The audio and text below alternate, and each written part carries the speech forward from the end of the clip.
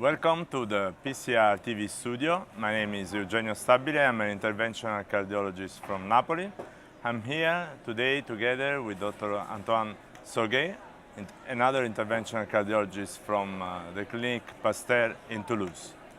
What we will be discussing today is how to approach and treat complex aortic disease.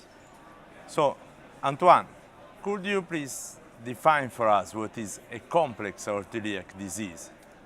It will be my pleasure, Eugenio, to discuss with you how to choose a patient and how to define a complex aortoiliac disease.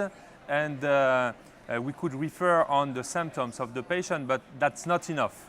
What we need is to have some examination with a duplex echo and then a CT angio directly or angiogram intention to treat to define the anatomy of the vessels and to define complexity of the lesion for the patient. What could carry CT angio is if the disease involves distal aorta plus common iliac arteries, the amount of calcium in front of the lesion and the extension of the lesion, and you could define probably the access and the strategy for the procedure according to the anatomical criteria defined on the CT angio.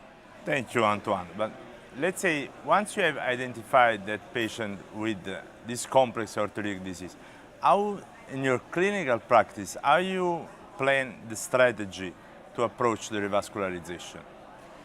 If you talk about strategy, we have to talk about the access because it's crucial to define the best access for the patient according to the anatomical criteria.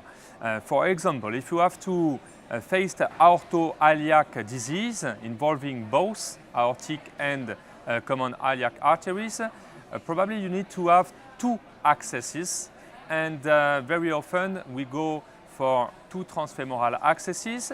If there is no need to reopen no stump common iliac artery, if it's the case, there is a very long occlusion, for example, of the common iliac artery, you need to go by brachial access and transfemoral access in the same times to reopen the vessels you want to treat, the common iliac artery, and then to reconstruct the carina of the aorta and both common iliac arteries.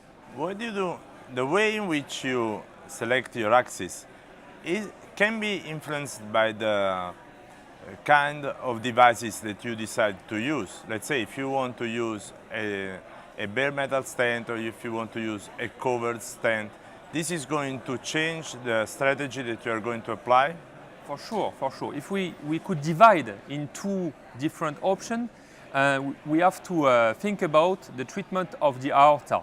Aorta is quite a big vessel, more than 40 millimeter in diameter, and if you plan to use the 14 millimeter self-expandable stent or a balloon expandable stent, very often you need 7 to 8 French diameter for the introducer. If you plan to implant a bigger stent, balloon expandable or self-expandable stent for the aorta, more than 14 millimeter, you will need bigger access, and for sure you will go by transfemoral access.